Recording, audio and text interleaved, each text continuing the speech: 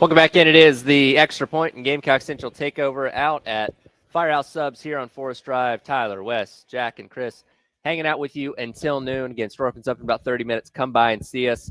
It's time to talk some college football. Joining us now on Love Chevrolet phone lines from On 3 is JD Piquel. JD, first of all, appreciate you taking your time with us this morning. You've talked a lot about South Carolina in the offseason so far. We're about a week and a half removed from spring practice ending with the Gamecocks. What's your vibe coming away from spring about this team heading into the 25 season?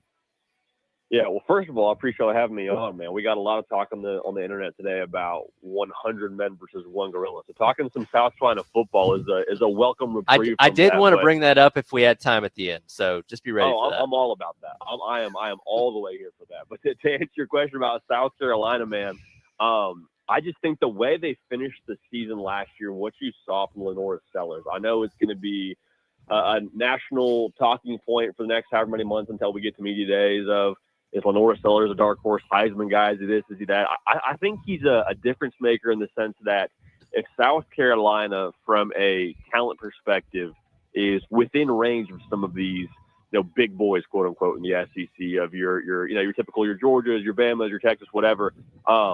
Like South Carolina now has a quarterback that can make up that ground. Plus the Shane Beamer effect of it doesn't always make sense. They just find a way. Like I really think that South Carolina is not going to hit this tremendous reset from what they were a year ago. Like I think they're ready to win now. I think they're a team that can make the college football playoff. So to put it simply, vibes probably are. Y'all can tell me better, but I think the vibes are and probably will be immaculate in Columbia. And I'm fired up for Willie B on Saturday here in the future. What's up, JD? It's Wes. Appreciate you doing this, man. Let's bounce off of what you just said. I know you've been pretty outspoken in thinking South Carolina potentially can make the college football playoff.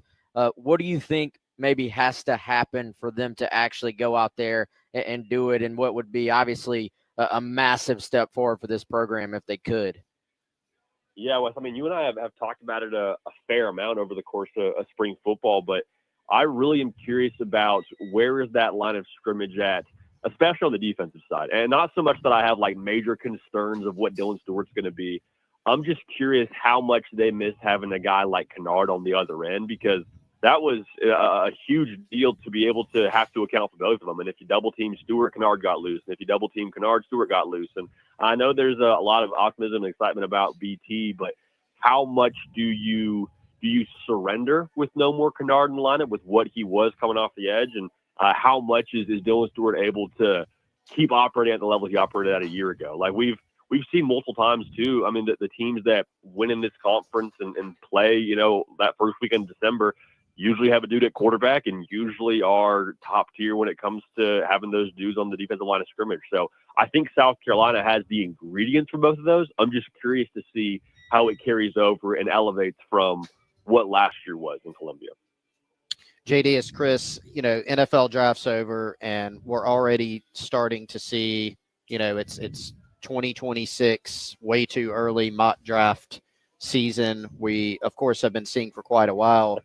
Hey, here are the top 10 quarterbacks, the top 20 returning quarterbacks in the country. So I'm curious. I know you've been a long time, fan of Lenora Sellers. Where does he stack up for you when you're thinking about quarterbacks nationally? Because of course there's going to be a lot of talent at that position returning next season. Yeah, I mean, honestly, if we're projecting, I've said this on our show before. Like, I think that he is projecting in my mind to be the top guy next year. And like, maybe I'm drinking the Garnet Kool-Aid. If I am, so be it. But I cannot get out of my mind the way that it looks like the light bulb went on for him a year ago. You think about the Clemson game, think about the A&M game. Like, I don't know that anybody finished the season that didn't play in the playoff like hotter than South Carolina in the regular season, at least. And with what Lenora Sellers was. And a lot of that you attribute to, I think, like the game in some respects.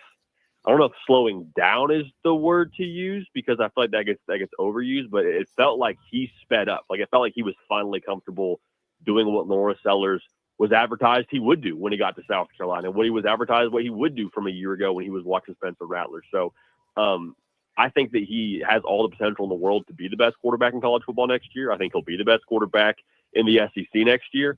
And a lot of that, too, I think does come back to, well, how much help does he get on the perimeter from some of these young whippings. Like, does Nick Harbor having a first real spring translate to him being a guy that you can count on and go to when it's 3rd and 7 in the game or so on and so forth? So that's a roundabout way to tell you I love the tools, love the potential, and I see no reason why he can't be the top guy in America next year. JD, what's going on, man? It's Jack here. Thanks for joining us. Appreciate it as always. But you recently had an interesting video on 3's YouTube. You know, South Carolina can make the playoff in 2025.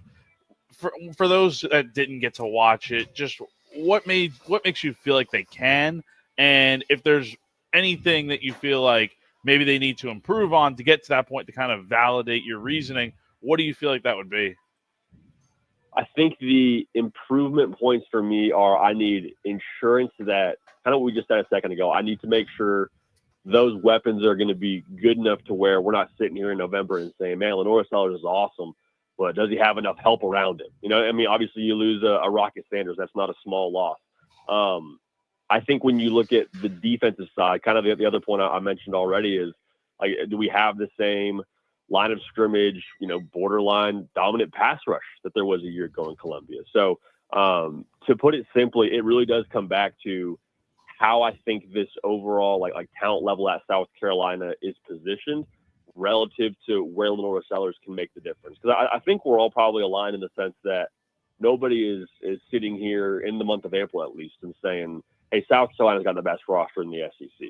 But my question is the roster in a good enough spot to where when you go play A&M in November, or when you go play at Ole Miss in November, or you got, you know, South or Alabama coming to Willie B October 25th, do you have enough talent to where you're in position where, hey, 16, we're in the fourth quarter, like the game is now on you, brother. And I don't think you want to ask that every single week, but in, you know, those big spots, if you're trying to take that next step from 9 wins to 10 wins and being a college football playoff team, like I think that's pretty fair to ask your best players to make that difference. So I think it's all about where's the floor set for this roster. Is there some holes that we're, you know, not aware of right now heading out of spring ball that could creep up and bite them? I personally, I don't think that's the case. And I also think that just what I said, I think Lenora Sellers is good enough to kind of be the equalizer for you. So I'm not a big hot take guy. I'm not a big, you know, make a headline guy, especially not after spring practice. But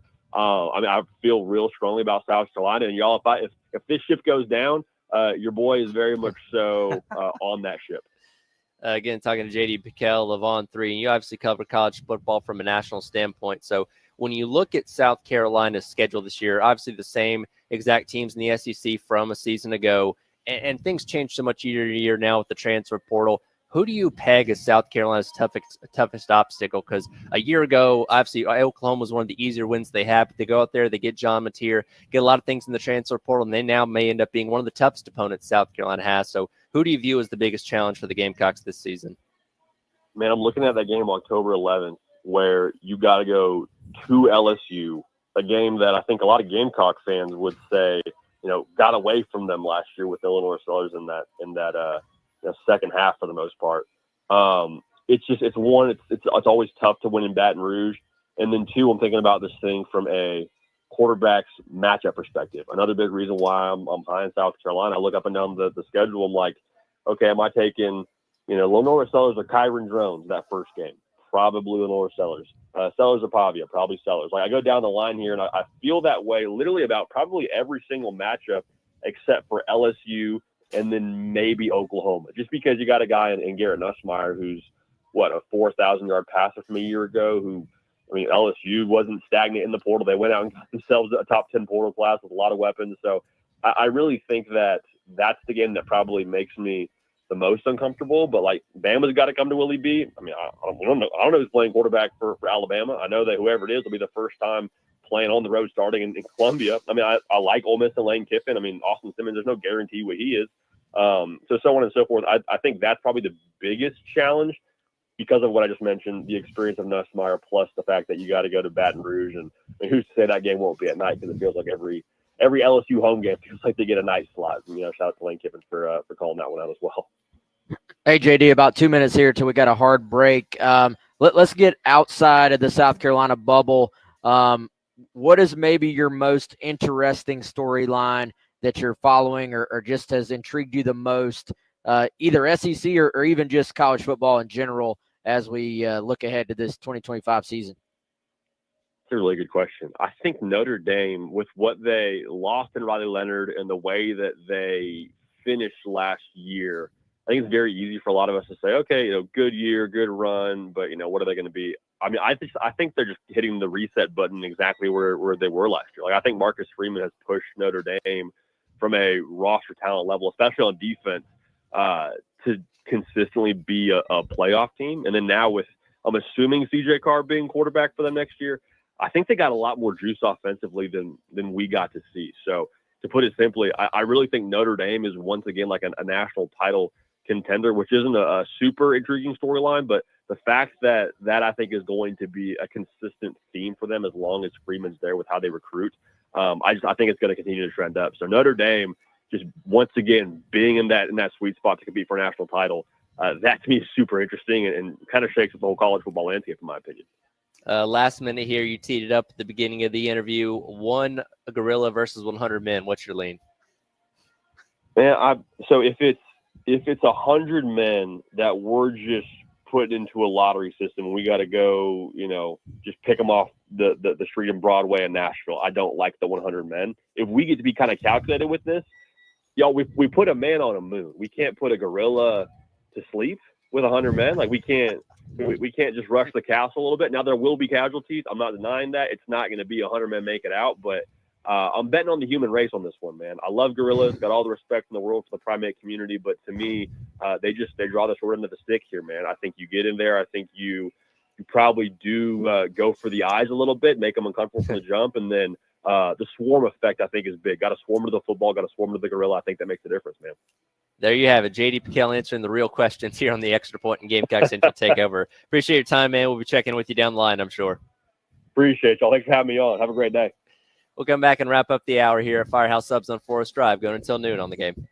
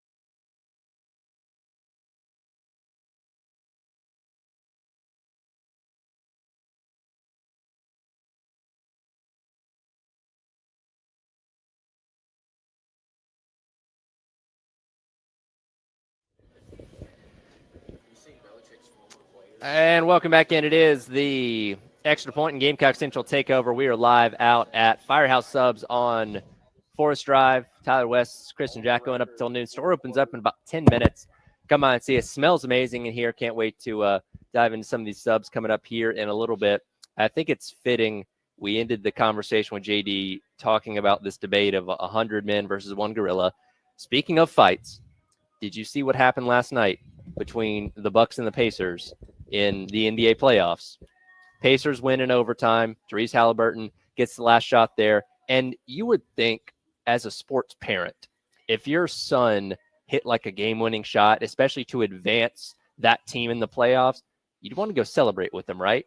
Well, Mr. Halliburton did not do that. Mr. Halliburton instead sought out Giannis Antetokounmpo after the game and got it in his face, and is very lucky he did not catch a punch in the process of that. Yeah, luckily Giannis is seemingly an extremely nice guy that, in the heat of the moment, he's not going to go. But he was angry. Oh, I mean, and he could have flown off the handle at any second. Oh, yeah, and you could hear it in his voice in his post-game press conference talking about how disrespectful it was. And it was. I mean, it's like, what are you doing? Like, and even Tyrese after the game was talking about how, like, that wasn't okay, and that he's going to talk to his dad about that. It's just a bad move, and it's like it's taking the spotlight away from the Pacers winning that game, and instead, I'm sure not just us, but probably every sports talk show talking about Mr. Halliburton getting up in Giannis's face for seemingly no reason. I mean, unless there was something that there's no excuse for it anyway. It's just I just don't know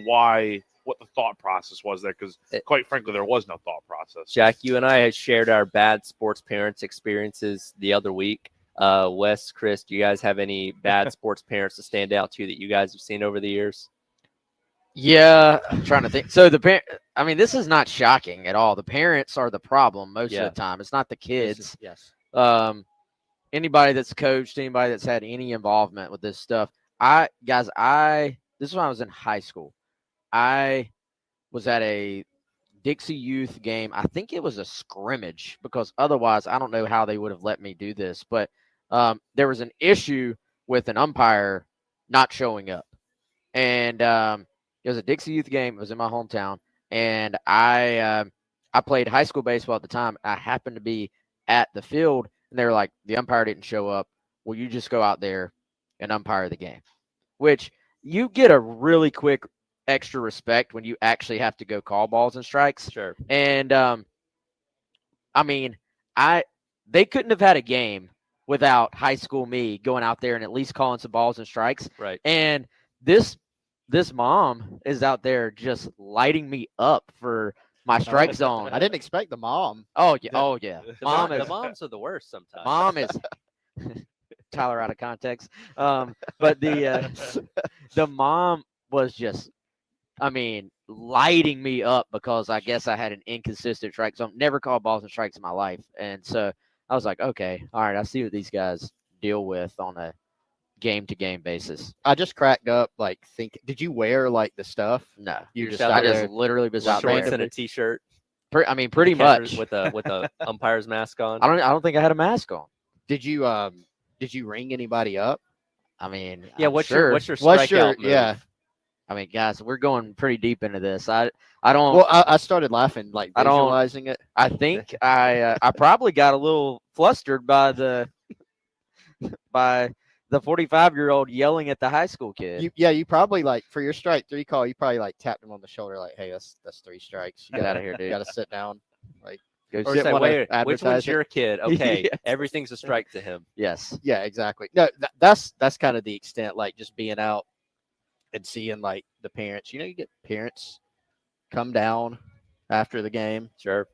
during the game. Mm-hmm. Not any I don't think I've seen a physical altercation, but typically they tend to take it a little serious. I've seen it Some of them. online. Just Oh, some online, oh, yeah. Some of the Not Sure. in person, but It's yeah. been crazy. it's gotten worse, or either there's more cameras, I guess, but just some of the stuff you see online where basketball ref getting punched in the face for at the and Jack's laughing at the poor guy. It's just you can't make this stuff up, man. It's just awful. I heard I did hear so this isn't a spectator, somebody more involved, but I was at a high school basketball game, and it was poorly officiated, but at this point, like, I guess thanks to the high school refs who Chris worked is the game, going in on the guy too. but it was poorly officiated. But the scorekeeper after the game announced the final score, Yeah.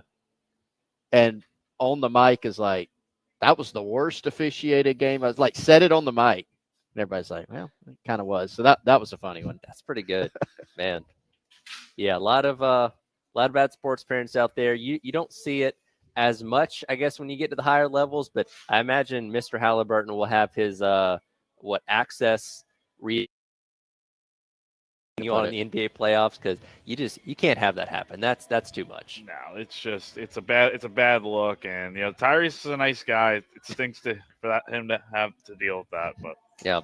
Hour number 1 in the books. Hour number 2 coming up next. We'll dive into some position reviews as we come away from spring football. Also, John Bryce going to join us at 10:45 as well from footballscoop.com. Again, broadcasting live out at Firehouse Subs on Forest Drive. Come by and see us here on the game.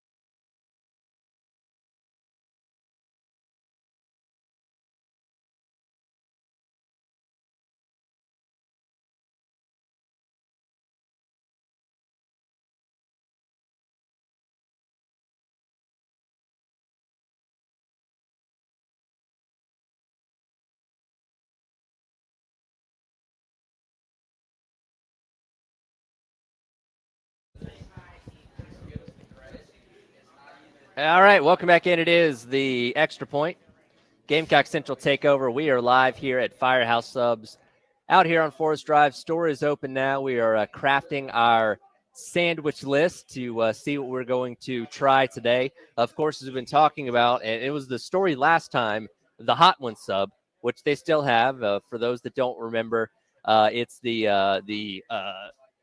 hook and ladder with the either zesty garlic or spicy dill on the sandwich. And I tried it on there. Jack tried it on there. It was hot last time we tried it. So if you've not Jack's tried it reaction yet, was classic. it is still available. And trust me, it'll light you up. Josh has not had it. Josh, did he come to the last one? I can't remember. No, No, he because didn't. he was somewhere else, but he is allegedly, I think he He's- actually had a meeting that day. in quotes. Yeah. Because Quote- he always quote, shows up unquote at meeting. Firehouse.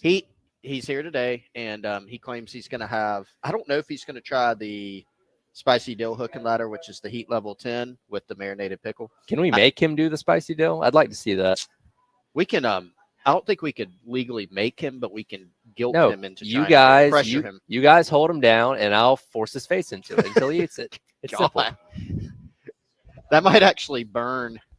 Oh my God! Can you imagine? So hopefully Josh doesn't mind me saying he's got a little poison ivy. If you put that last dab hot sauce onto the poison ivy, that would be a I terrible. think HR is on the phone for both of you right now.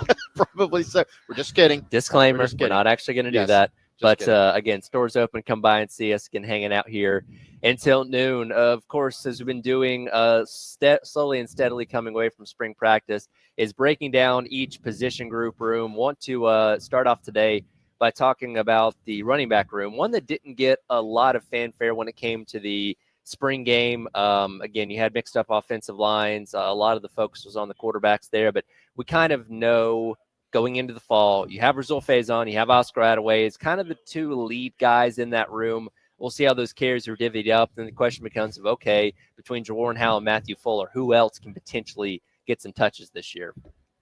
Yeah, and obviously Faison being eligible is a huge. I mean, Yes. I feel like nobody wants to talk about that, rightfully so. You just kind of want to assume he's going to be good to go. And Beamer felt pretty comfortable about it when we last heard from him talking about You it. just want it to be official, right? Yeah. And so that you're, for both the kid and the team, you want to know who's going to be available on your roster. And so we'll see what happens there. But guys, my biggest takeaway, and I know there's danger in having big takeaways from a spring game, very, very small sample size. But my antenna is up on Matt Fuller. Like, and I asked somebody, I was like, am I seeing this right? And, you know, we didn't really hear a ton this spring, but I think Matt quietly did have a pretty good spring on the field. Now, I don't know what exactly has held him back to this point, because physically, I mean, he may actually have the best combination of size, speed, all the other running back skill set things, the body type, the explosiveness. He may have the best combination of those things on the roster, I think. And I don't know if people would necessarily agree with that right now, but I think he's one of those guys who we could look back and be like, oh, wow, this dude actually is really, really talented if it all comes together. And the thing, like, if you see Matt, we've talked about this, if you see Matt Fuller in person, you're kind of struck by how big he is, just physically put together he is. But then watching him in that spring game, his explosiveness, like his ability to get to the perimeter, and, you know, Beamer even said, I liked how he said, hey, when he moves the pile, it looks a little bit different out there. And whenever a coach uses the "it looks a little bit different" phrase, my second antenna goes up as well. So I'm officially highly intrigued by the potential of Matt Fuller to kind of push into that mix as the year progresses. Yeah, I'm right there with you. And I think it's been that way since high school, because you looked at Matt, you saw what he did in high school. I think 2,000-yard seasons, 2,000-yard seasons. I didn't say that very well, or close to it, back to back as a junior and senior. And then you watch this film, you saw the production. I remember Charles Power telling us from On 3, hey, this is a guy that has a chance to make a jump from junior to senior year in the rankings. I want to see his yards per carry go up. And then the next year, lo and behold, boom, Matt Fuller has an even more productive season from a yards per carry standpoint. And I think he has a lot of translatable traits. To your point, Wes, when you see him run, he runs, I think violence the best word. He's got size, he's got speed, he's got physicality when he runs. He's a chain mover, right? And that's very intriguing. Now, not to like throw water on it, but I think some things to keep in mind, right? When you're a running back, a lot of people think of just like run the ball, right? That's obviously a big part of it, but you hear the phrase, I saw us going around social media talking about somebody different, no block, no rock, right?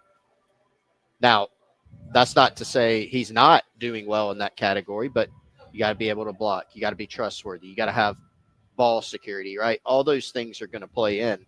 And you remember the Kentucky game a couple years ago? DJ Braswell comes in late, has a big block. Spencer Rattler credits him. Hey, he basically won the game with that block. Braswell had physical ability, but he didn't break through. He had some guys in front of him, of course. So he was another guy that was very intriguing. Now, he and Matt Fuller are not the same situation. They're not the same player. But the point I'm trying to illustrate is I think there's a lot of physical ability with Fuller. It's just about now that we're out of spring, as summer progresses, as preseason progresses, what does he do in practice to show that he's ready to play a role? Again, ball security, blocking. We know he's a talented runner. So I am also very interested to see where this goes because I think he's got potentially a bright future in Columbia. And for this entire group, I think it's also going to be interesting to see how much they factor into the pass game as well, because that's something that Rocket Sanders, as good as he was just carrying the ball on the ground, he factored in tremendously to the pass game. Obviously, catching that screen or taking it in for the touchdown against Missouri is something that everybody remembers pretty fondly there. Now, you obviously hope that your wide receiver room is far enough along to where you're not having to rely on the running backs as much, but there's no doubt, and we assume the offense is going to look pretty similar with Shula calling plays. Now that Al Loggins is gone, the running backs are still going to be very much involved in this pass game as well. Yeah, you would certainly think so. I think some of that Rocket was a good pass catcher too. So you were kind of going, all right, what are some things we can do to keep this offense, going and give some different looks? And, I think it seemed like as the year went on, also Lenoris felt more comfortable just dropping the ball off to Rocket.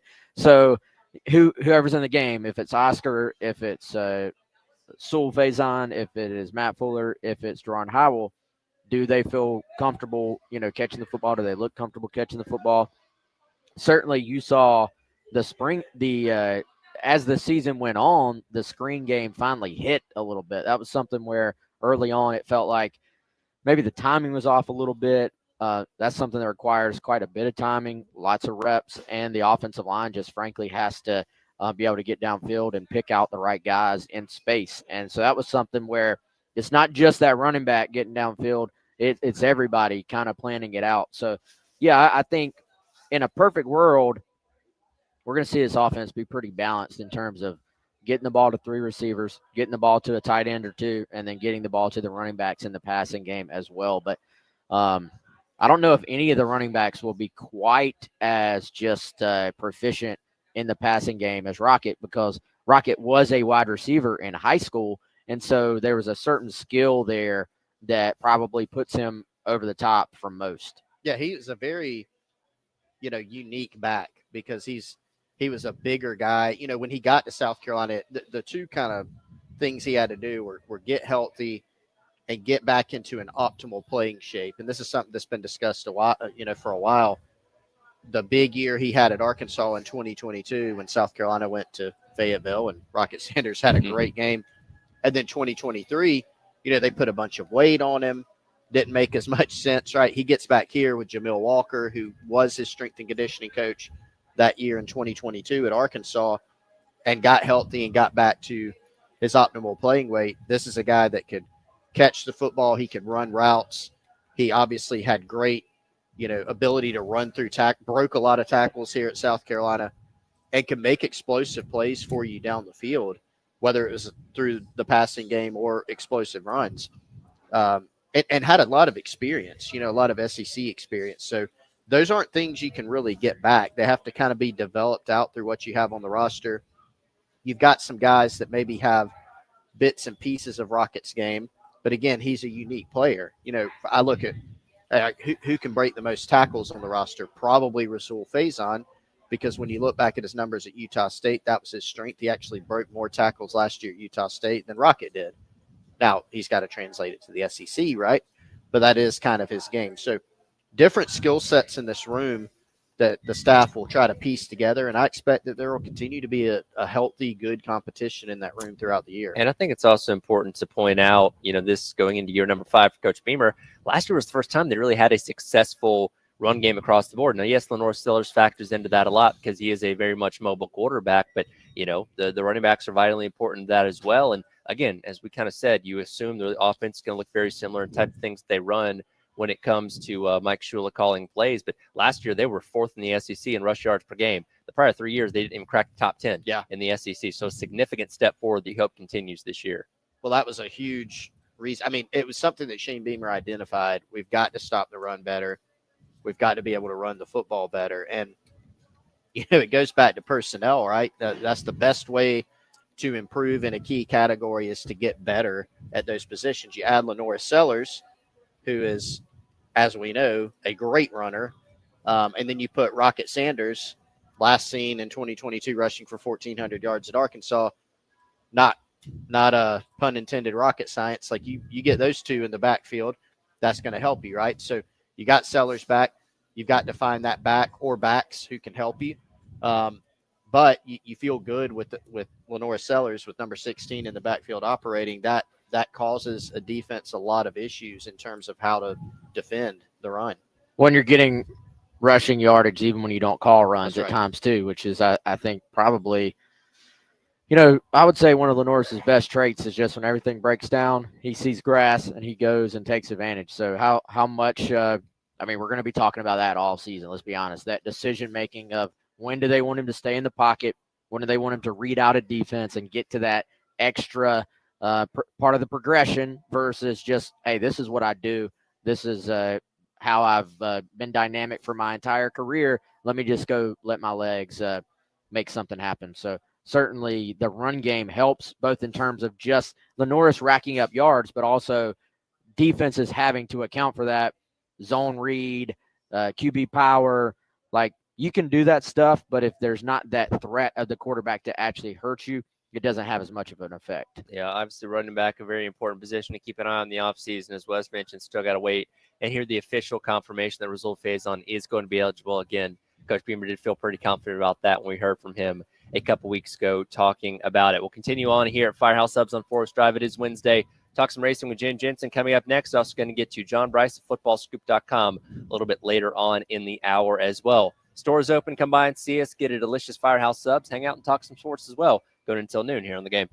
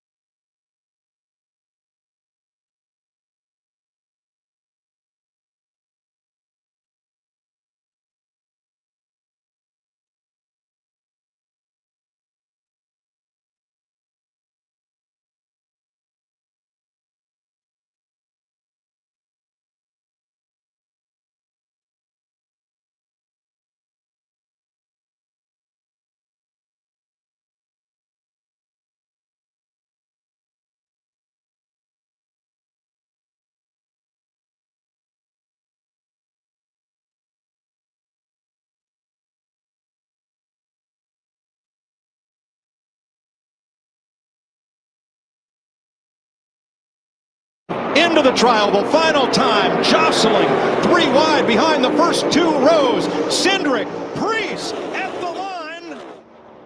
Who? Cindric. I like Cindric, and it's because of them lap cars in front of him. He had the upper hand with the cars in front.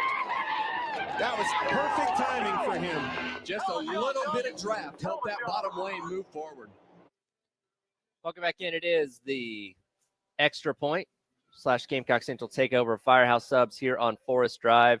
That was fun on Sunday. That was the call on Fox Sports of the ending of the Jacklings 500 at Talladega Superspeedway. Join me on Love Chevrolet phone line, talk some racing. She does each and every Wednesday. Is Jen Jensen from the early game. Jen, it's almost become an expected thing at Talladega. That's 2 straight finishes in a row there, going back to last fall with Rick Stenhouse Jr. of photo finishes. It's almost kind of like become the norm there, which is kind of neat. It is kind of fun, when you actually have an opportunity to have it be that close. And as expected, usually with a super speedway like that, you don't tend to get somebody who wins a ton of races. It's always the one that you're not expecting that ends up getting the win. Yeah, and that obviously was Austin Cindric picking up that win, 3rd career Cup Series victory, 2nd one on a super speedway, 1st being the Daytona 500 a couple seasons ago. And I guess it doesn't really come as a surprise. Look, anytime we go to a super speedway, it's always Fords up front, qualifying well, leading a lot of laps. Sometimes at the end when the chaos happens, they don't necessarily end up with a victory. But, I look at Team Penske, and you have 2 of the best super speedway racers right now with Joe Logano and Ryan Blaney, and Austin Cindric seems to have picked right up where those guys are. Led a ton of laps at Atlanta earlier on this year, ran well at Daytona too, and seemed like it was only a matter of time until he finally found his way back to victory lane. Yeah, it certainly wasn't going to take too long. But he's one that I think you root for, and I know you had an opportunity to talk to him, to talk to Cindric about a month ago, and I think it was fun for. He's just passionate about the sport, and racing is in his blood with his dad. So I think we'll see. I anticipate seeing more wins out of Cindric. Yeah, and he's somebody that when he made the transition into the Cup Series, outside of winning that Daytona 500, it has been a little bit of a struggle for him, and got the win at Gateway last year. That was kind of circumstances falling into his lap a little bit, but he's slowly but steadily kind of coming into his own. And you see that with a lot of guys. And I'm looking here just to see how many Cup starts he's made so far. Yeah, he's at 125 right now. And when you see guys kind of cross over that 100 start mark, you really start to see them figure things out. And I think we're finally seeing that with him. I think so too. I think he's putting more complete races together, and putting himself in positions to win or to, and I haven't really looked at his stats as far as like how many top 10s and whatever he's had this season so far, but he does seem to just be a little more confident in his skill set. And again, the team's working well together to put him in good positions. Well, the finish was exciting as he nearly edged out Ryan Preece in the 60 car, but as we learned out in the hours after the race, his car was less than legal, as was Joey Logano's, who got his first top 5 of the season as NASCAR dings both those guys in post-race inspection, disqualifies both of them, something that we've seen quite a few times here this year and in the past handful of seasons. Yeah, it's crazy. Messing just a little bit with the spoilers. That seems to be where a lot of the penalties have been coming from. They had some from the Xfinity race, and it always, if you're not cheating, you're not trying to win. I get it, but it's at some point it just kind of makes you think. You don't think they're going to measure and find that millimeter that you've added, or if they shimmed something just a little bit differently, you're probably going to get caught. So is it really worth it in the end? Absolutely not. And that's the thing about this next gen car, which we're now in year number 4 of, is it's a spec car where every car is the exact same. Obviously, the engineering, but behind the motors and stuff is where the difference is. But because racing in general, doesn't matter if it's NASCAR, IndyCar, be it supercars across the world, that ingenuity is something that's always at the forefront of these teams' minds. And anytime they can try and find an advantage, even if it's half an inch here, half an inch there, they're going to try and do that. And I don't doubt these teams are manipulating these cars left and right. It's just when they get caught, obviously NASCAR has got a zero tolerance policy on that now. Yeah, no, they do, and they have to. But again, it makes it, I think, a lot more difficult to fiddle with different calculations and schematics and all that if you're if you're starting out with basically the same car. So I think it's just a little bit more dangerous to be playing that game. And several are finding out. I mean, by the time cars have gone through inspection by the end of this race, I think there ended up being 7 cars that had penalties. So, they're keeping an eye on them. Yeah, absolutely. And especially at a place like super speedways, which now track position factors in a lot. You're trying to find every advantage that you can. And that kind of transitions into the topic of conversation coming away from this race, because there at the very end, yeah, you had a photo finish, but it was kind of too wide for those last handful of laps, and everybody started, pushing. And we get the portion of the race in the middle during the stages where, they're going 3 wide, sometimes 4 wide, but everybody's kind of saving fuel. So the debate of should changes be made to super speedway racing to make it more the ability to pass a little bit better, kind of control your own destiny a little bit, because with a next gen car, it has kind of unfortunately turned into track position and strategy, these type of races. Yeah, it has. And it's terrible when you get locked in and you're in the middle of a pack where you really, it's dangerous for you to try to get out of being in lockstep, because then you could just be shuffled way to the back.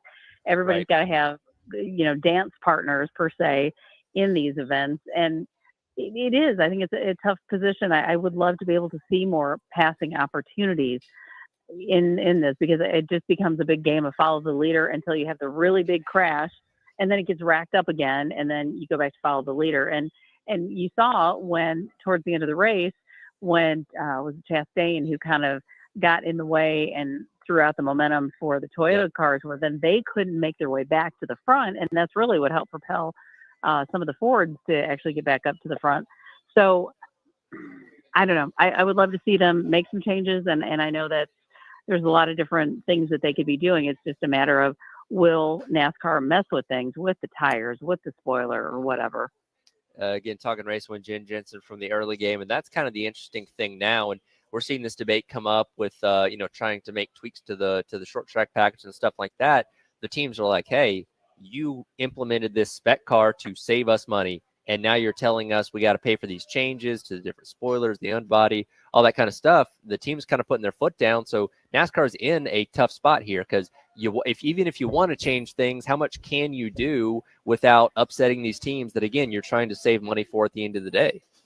Right. And again, there's a lot of room for improvement or changes. Can they adjust the engine rules a little bit? Can they mess with the tires? I know they don't want to give any more. Really, they're not wanting to give any more horsepower, because then they balance, especially on super speedways, because then you're balancing stuff that has to do with safety. And obviously that's important, because we don't really want to see cars flipping and all of that. But there's a lot that I think can still be done to improve the racing a little bit. So it's just a matter of, is NASCAR willing to do it and listen to the teams? Yeah, we'll see what happens. That is an ongoing debate, certainly, as things definitely stand to improve at a lot of these different racetracks. And it's funny, if somebody would have told you 5 years ago that Atlanta would be the best super speedway, they would have looked at you like you were crazy, right? But that's kind of where we're at as of right now. No, it really is. I've gotten to where I really enjoy as that's kind of evolved at Atlanta. That's one of my favorite races at this point. And yeah, I've always enjoyed Talladega, but not so much right now. I've got my tickets for the Atlanta Summer Race. I cannot wait to go and see it in person. Oh my gosh, that's going to be amazing. Okay, so I'll have all kinds of envy for you on that one. Yeah, certainly. Hey, you're going to the Indy 500, so I'm always that's true. That's true. We'll balance it out. And with that, we get into the month of May. Going to be exciting. One Coke 600 Indy 500 coming up at the end of the month. All-Star race coming up here in a couple weeks. So really kind of clicking into gear as we're full speed ahead towards the end of the season. Yep, I'm looking so forward to it. And I think the All-Star weekend, they've got a lot of extra things that we'll be talking about that they're going to be doing that weekend. And so I'm thrilled that they're expanding and just trying to really dial into different things that'll bring in people who could potentially be new enthusiasts.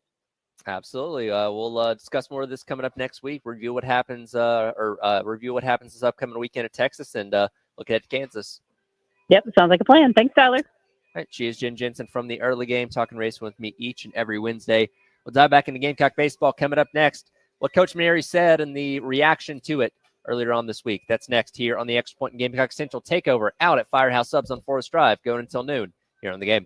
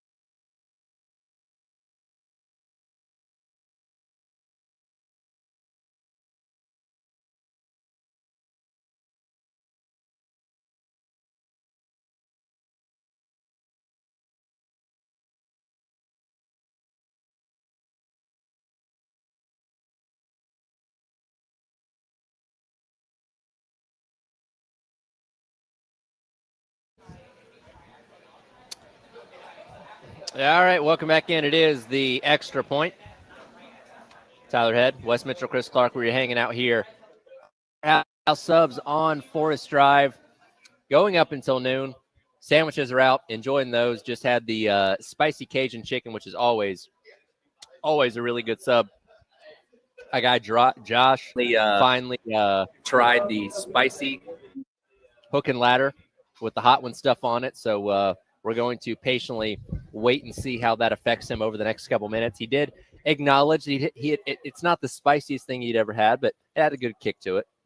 I think either I have slipped or the Main Street location where I initially had the spicy dill hook and ladder, they put a little extra on for me. They dialed it up to a 10. They dialed it up like it was an 11 when I had it. So, but maybe I've slipped. I've considered myself my whole life to have a very high heat tolerance, but apparently it's not as good as I thought, or maybe it's slipping with my age. Are you getting softer as you get older? Yeah, I'm getting. Is that softer. what it is? But I did just polish off a couple spicy Cajun chickens. Those are good. I had one of those as well. Outstanding. That is always rising the power rankings. I think that's my wife's favorite. Yeah, that's her kind of go-to. She had the spicy dill hook and ladder last time we had it, but she likes the spicy stuff. That's for sure. Getting into the baseball conversation here in just a second, but quickly, got to hit our Who Sprung a Leak, brought to you by our friends over at American Leak Detection. Last night, Yankees take down the Orioles 15-3. 6 home runs hit by the Yankees, including 4 in the first inning. I know our guy Jack, he was at the Gamecock game last night. We're probably doing cartwheels seeing that result last night. Did you see? Yeah, that's insane.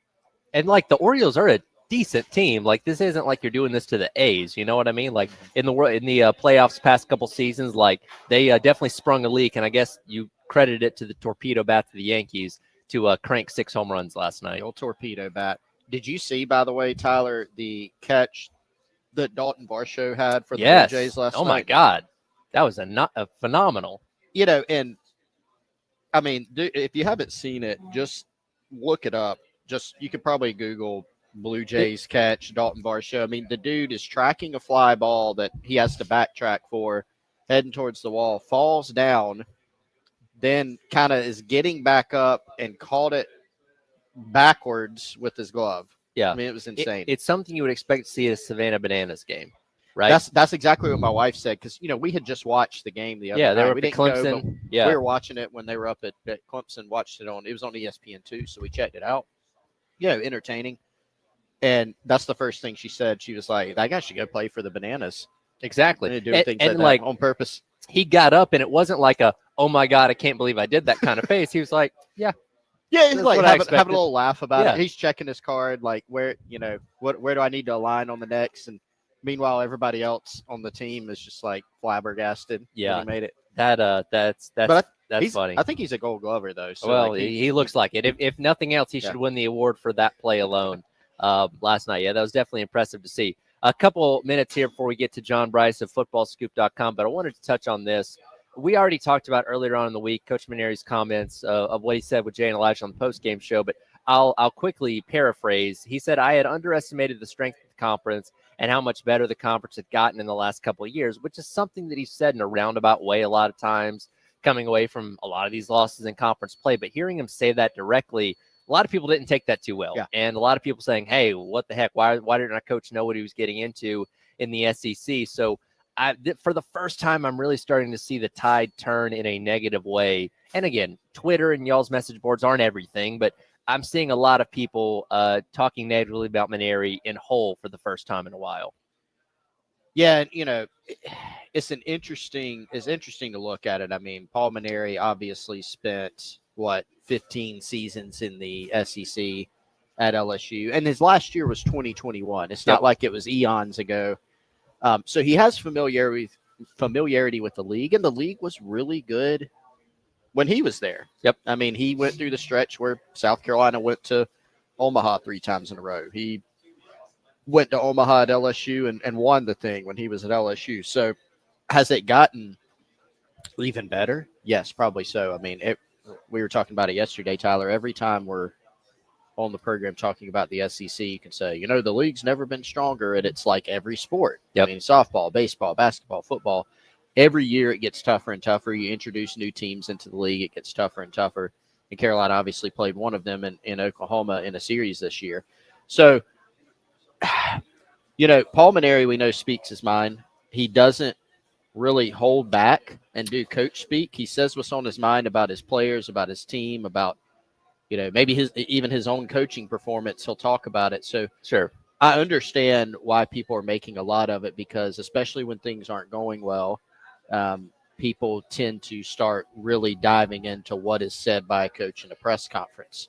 So it's not like he's unfamiliar with the SEC, but I think what I took away from it is really, I think you can trace it back to probably what Maneri's saying is like, hey, we probably needed to do even more this offseason, right, to improve things and get better. Yeah, and now this offseason, we'll see, now that he has learned what the SEC is like now, what change he can make to this team, what kind of talent he can bring in, and hopefully make year number 2 of Paul Maneri a lot better.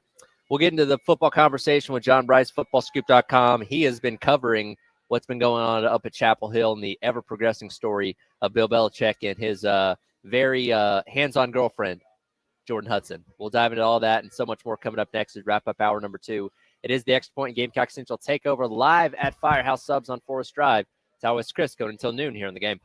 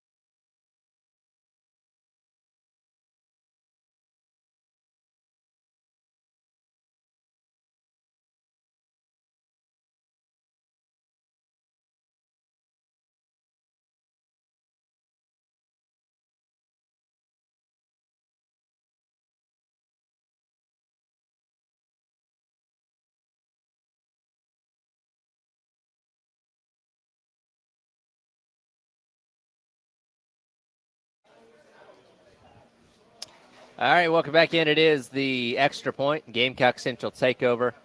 Tyler West and Chris, we are live here at Firehouse Subs on Forest Drive.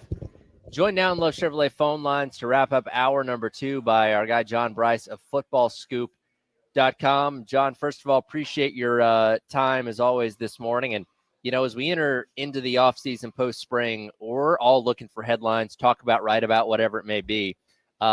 Oh, hold on. We'll have to work to get John Bryce on back in a second, having some phone problems there. But Chris, when we get him on, he has been one of the many people covering what's been going on at UNC with Bill Belichick, his girlfriend Jordan, and whatever the heck is going on up there. This has been quite a story that every day seems to be like a new headline coming from it. Yeah, it's so fascinating because, and as John wrote in his piece, great sentence in here. North Carolina, the employer paying him $10 million annually, and the quote-unquote family with more inner turmoil than a given episode of the Kardashians. That's a good way to describe it. Out of all people, I didn't anticipate Bill Belichick being seemingly given marching orders That's by the thing, right? Because he's like the Belichick way, the Patriots being successful for so long, ultimate control freak, right? Yeah. He oversaw every facet and detail of that team and could scout talent from a mile away and had guys you didn't know their names when they were in college turning into superstars in the NFL. And to have his strings being pulled by a 24-year-old, you know what I mean? Like, it's weird, right? And as we have John Bryce now joining us on Love Chevrolet phone lines. John, we were talking about your article on Bill Belichick and this weird Jordan Hudson saga. You've been covering the sport for a while. You ever seen anything like this before? Anything that you can compare it to? No, not at all, especially with a guy who, in Bill Belichick, has carved a reputation for decades as sort of being the ultimate alpha football guy. No, I haven't seen anything like this. I had to watch the CBS Sunday morning interview like 3 times in a row. I rewound it and watched her cutting off. Yeah, cutting off the question. I was just like, did she really just cut off a question before Bill could even say, no, I'm not talking about that? Like, I could not believe that, frankly, how much she emasculated him in that moment. John, it's Chris. Thanks for joining us, man. Appreciate it and everything. What's up, hero? Go check out John's piece on footballscoop.com. You know, John, there's obviously a lot of interesting storylines with this Jordan Hudson situation and Bill Belichick, but let me zoom out a little bit and let's just talk about another storyline that's almost been overshadowed is that Bill Belichick is going to be a college football coach, we think, this season at UNC. I mean, what do you just think of the prospects of this working? And, of course, you can loop in what you think about this situation and whether or not it's going to cause a problem, but just everything in total, can this thing work out at North Carolina?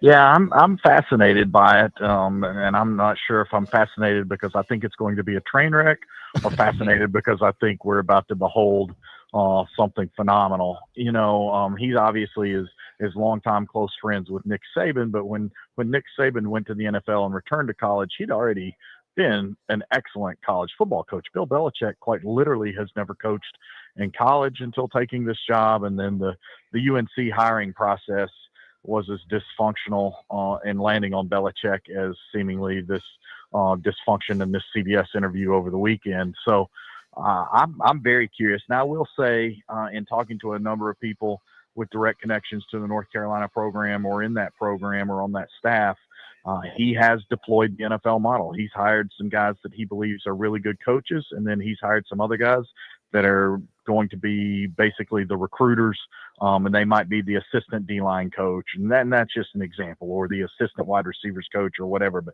he's got guys with some NFL background that he believes are really good teachers, and then he's got guys that he basically wants to unleash to go out on the road and recruit. And then it's my understanding that they've had a pretty strong infusion of NIL funds since his hiring. I think somebody told me Michael Jordan had gotten involved in that regard.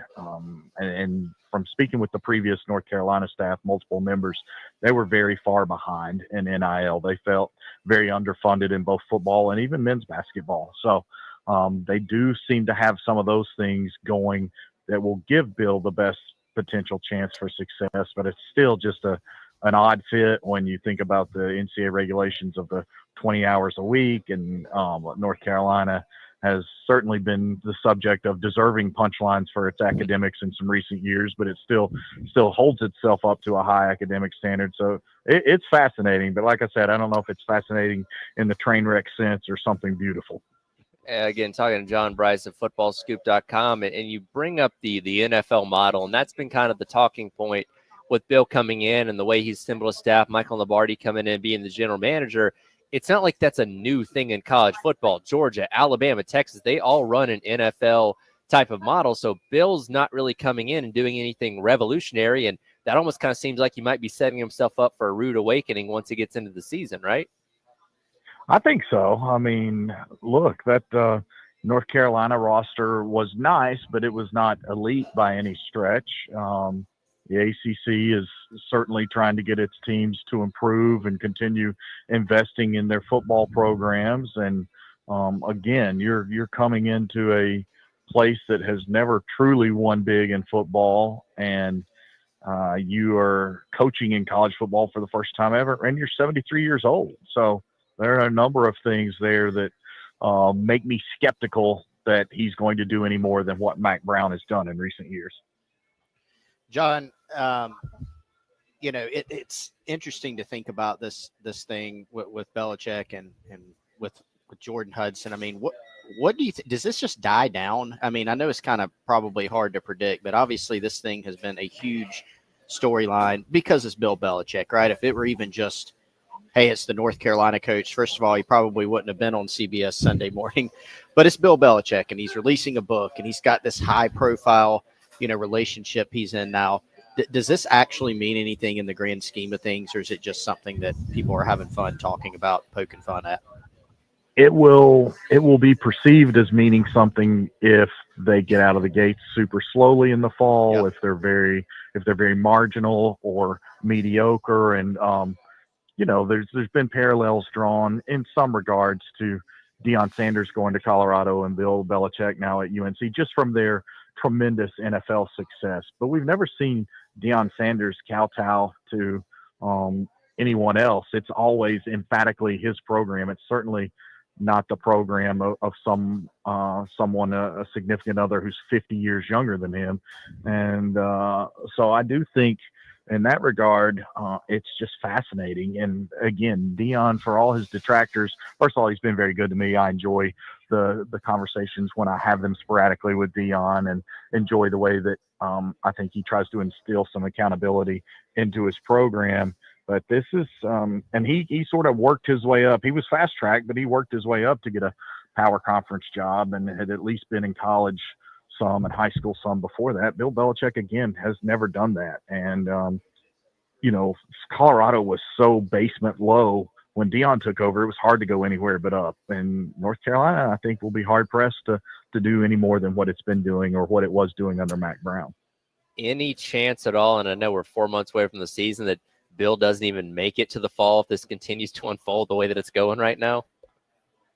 That's a fascinating question, and I wish I had his contract handy in front of me. I know he's got some very, very generous buyout terms, so I think he's too prideful and too stubborn not to get to the season with it. Maybe all of this finally makes him sort of detach Jordan Hudson from operations a little bit. I know there's a new story out, I think today, on The Athletic, just detailing how she apparently torpedoed North Carolina's plans to be part of the first ever college football Hard Knocks program. And so at some point, the more this stuff gets out, and it's harder to keep stuff secret in college than it is NFL because of FOI requests and things like that. So the more this stuff gets out, the more I think Bill could end up perhaps just distancing her from the program, not necessarily the relationship, and going from there.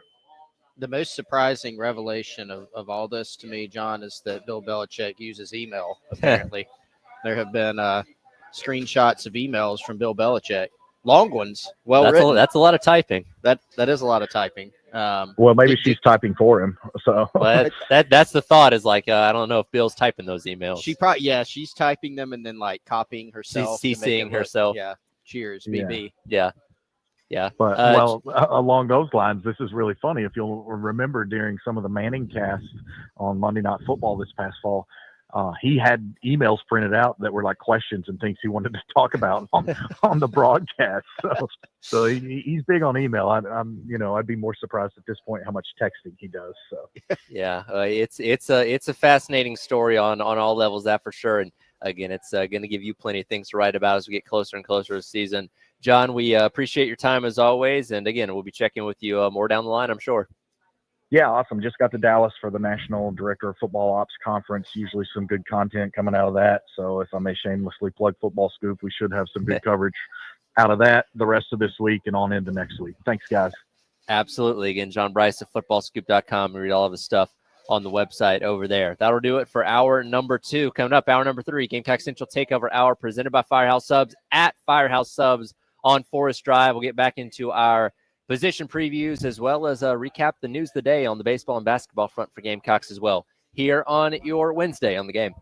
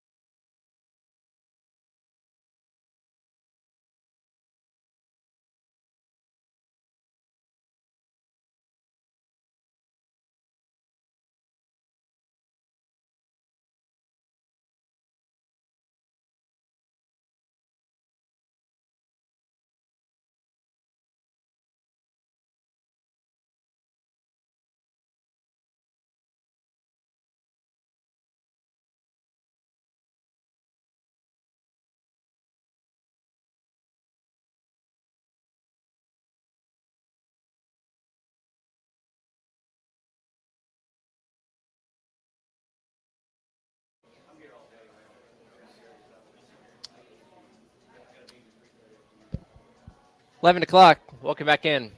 Gamecock Central Takeover Hour presented by Firehouse Subs. Hanging out at Forest Drive. Tyler Head, West Mitchell, Chris Clark. Josh is here. Jeannie's here. Rachel's here. The guy Larry Chandler's here. Olivia Thompson just walked in. It's a party. It always is when we go to Firehouse Subs. Yes. But a lot of great times out here today. Delicious subs. TBR, Tyler?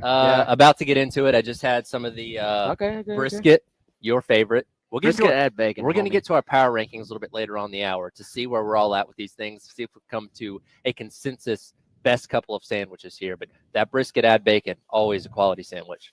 Always a classic. I had the spicy Cajun chicken earlier.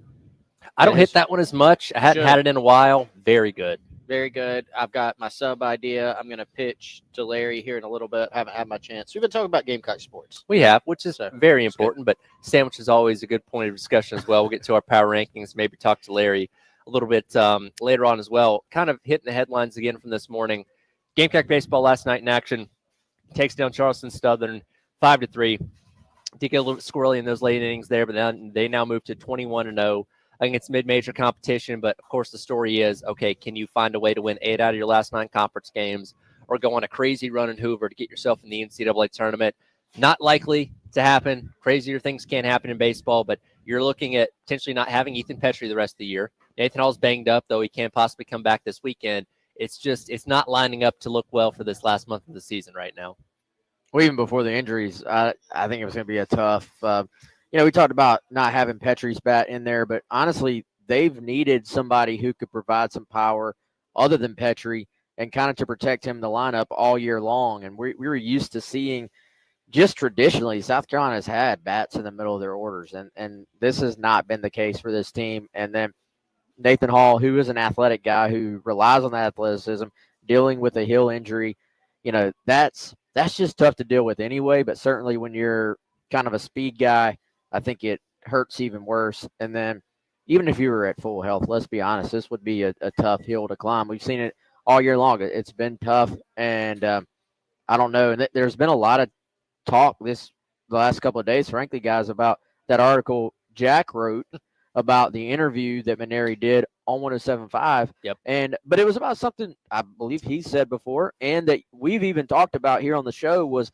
I wonder how different the SEC is compared to maybe what Maneri expected it to be when he got back into the game. And we've seen it, we've said it, but I think that was interesting to hear, just confirmation that the league is just a decent amount stronger than he expected it to be. It was the first time he said it directly in those exact words. He said, I underestimated the strength of the conference and how much better it was than it had gotten in the last couple of years. And again, in his conferences, he kind of addressed it in a roundabout way, but saying it directly, I think, really upset a lot of people because, like, hey, why didn't you know what to expect? What was told to you when you were hired? What were again, Monty Lee was on this team last year. He's been in the league for the past couple of years himself. What was the conversation with him about what to expect and all that kind of stuff? And it ultimately comes down to, okay, now that you know, what can you do in this offseason to get you to that level where you think you can compete in the SEC when it comes to transfer portal, guys coming out of high school, all those kind of things, coaching staff moves, whatever it may be, you got to look yourself in the mirror and figure out what you need to do. Well, and for me, I understand, I said this earlier, I understand why people are latching onto that quote, particularly when things aren't going well. People always latch onto things that coaches say, he should say this, he shouldn't say this, he should say it in this tone, he shouldn't say it in that tone.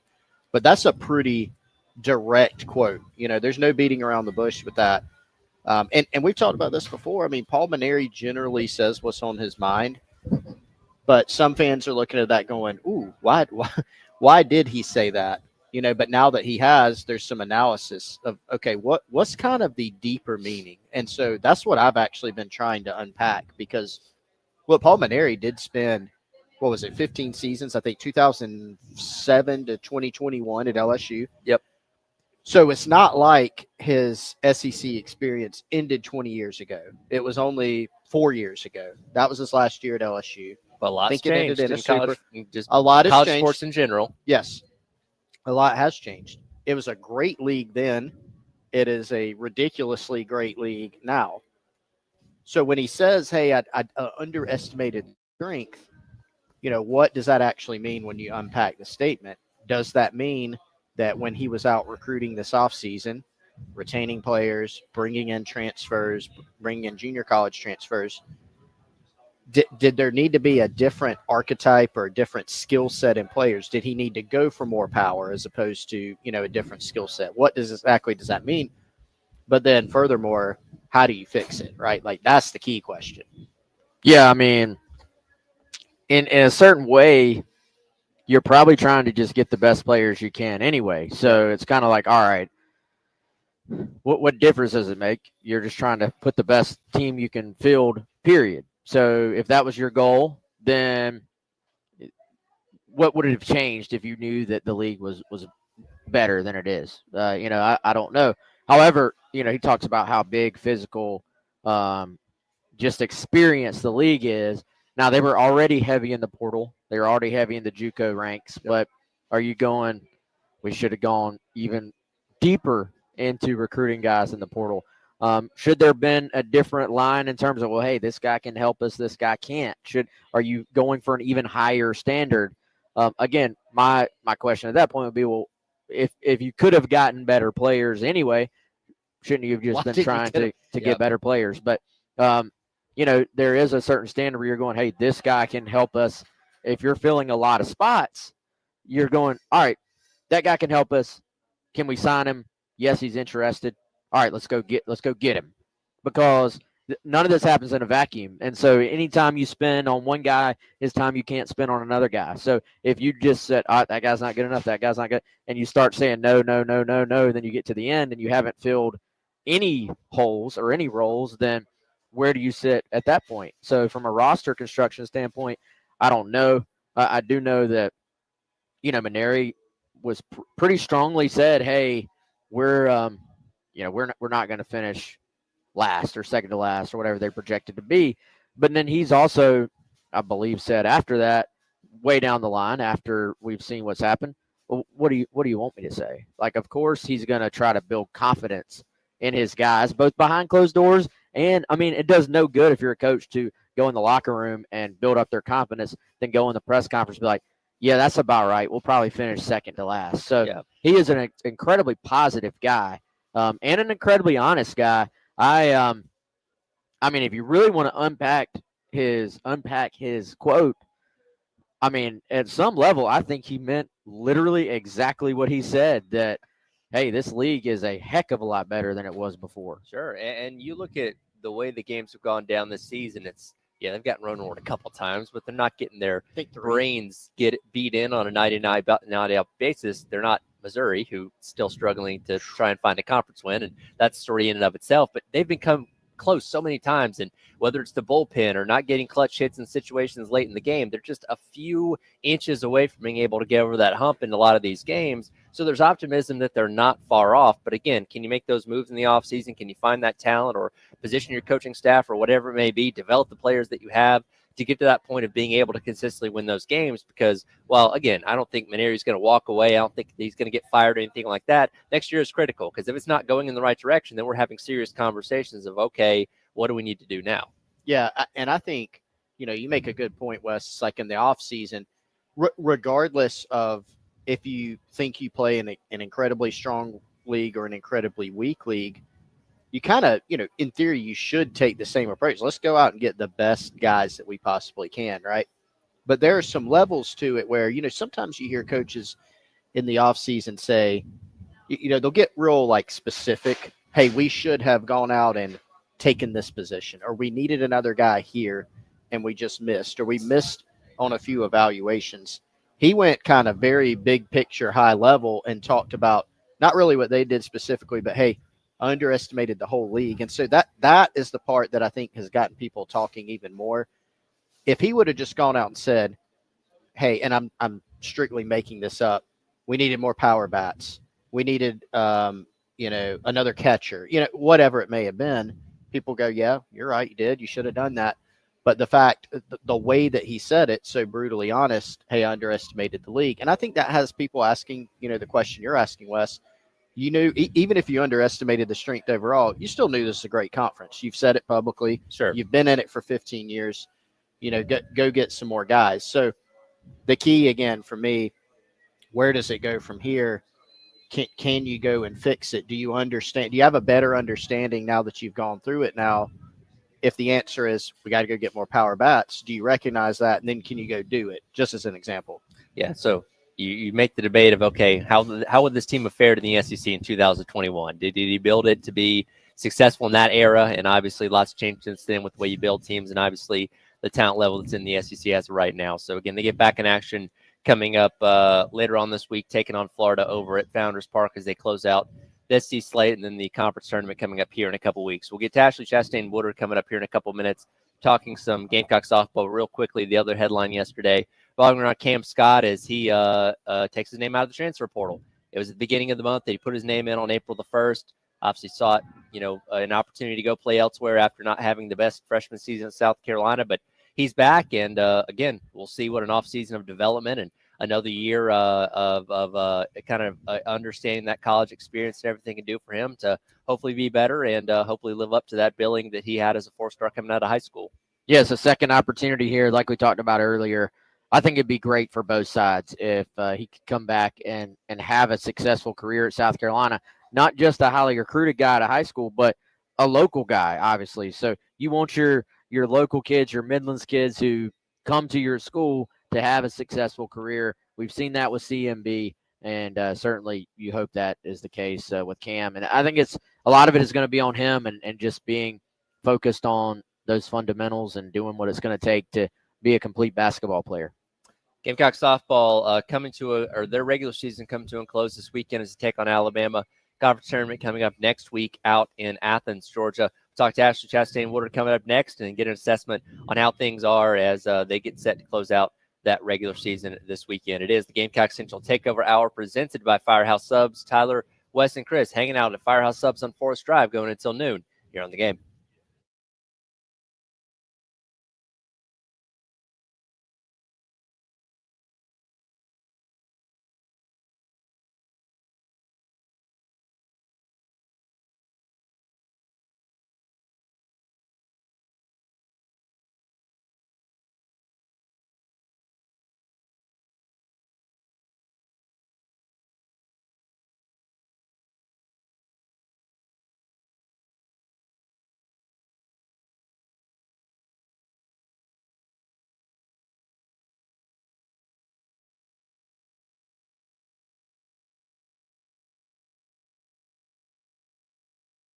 One of our great partners here on The Game, it is, of course, our friends at Integrated Media. Michael, Nathan, and their team can do anything that you may need at your home or your business from an audio-visual standpoint. They can help you enjoy modern conveniences at your home. If you're looking at upgrading your home theater system, making your entertainment room or outdoor space the place to be, they are your one-stop shop for all of that. They can source the equipment for you. You don't have to go to the big box stores. You don't have to scour the internet for the hundreds or the thousands of different options out there. You can just call Integrated Media, 803-948-8327, and they can let you know exactly the best equipment that you need for your home space, your home theater space, your outdoor space, and they can come to your home and professionally install it. I've trusted them. They've been out to Wes's home as well. They can come do the same for you. Smart home systems, home theater, speakers, everything. IntegratedMediaInc.com.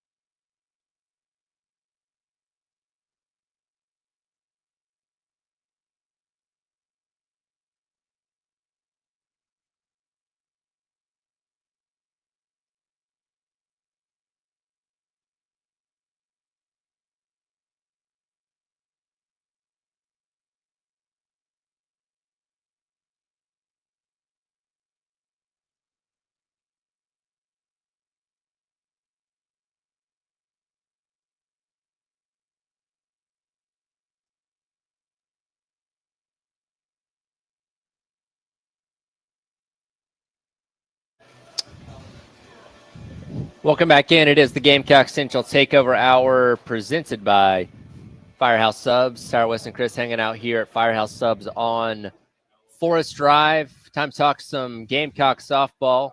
Joining us once again on Love Chevrolet phone lines is head coach Ashley Chastain Woodard. Coach, appreciate your time. As always, victory last night in your midweek contest over Furman. Obviously, winning any game feels good, especially coming off the heels of what was a tough weekend out there in Auburn, Alabama. How good did it feel just to get another victory and kind of get things back on track a little bit after that tough series against Auburn? Yeah, well, good morning. It's always great to be with you guys. And yeah, last night was great. It was great to kind of close out our midweek slate for the year. We obviously had a lot of success middle of the week and, throughout the season. So it was good. I mean, more than anything, it was good just to kind of see them play well. We played really well on Sunday in Auburn, but obviously had a rough opening of the series there. And, just to put it bluntly, I mean, I think if anyone was watching, we had that hour and a half rain delay, and it was just really strange. I think unfortunately we kind of came back out, and I think we kind of just played the game like we had already won it. Like we played 18 outs and not 21, unfortunately. And you hate to have that lesson learned at this point in the year from the team, but no excuses. That's kind of the vibe and how it went for us in Auburn. And then I think we carried that over some into Saturday's performance, obviously just getting beat, and then able to salvage the series with a win on Sunday.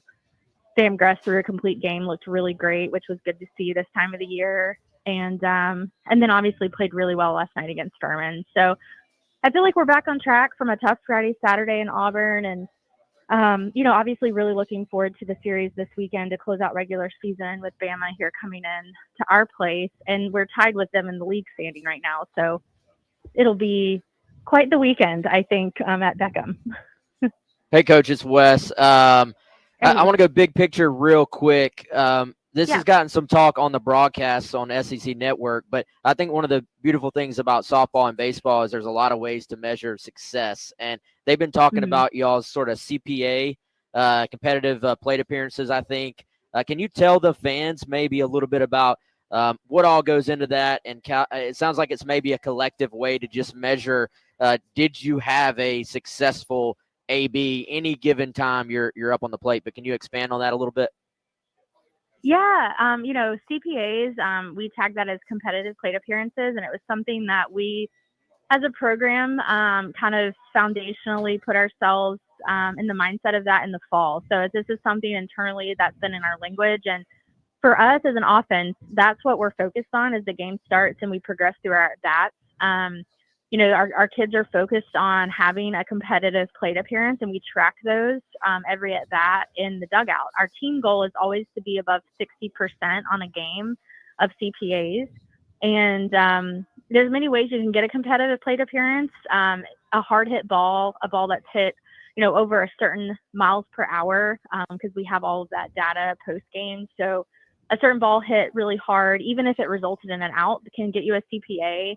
A 7 pitch plus at bat. So if you see 7 or more pitches in the at bat, if you walk, if you get hit by a pitch, obviously if you get a hit, if you execute an action play, there's a list of things that get you a CPA.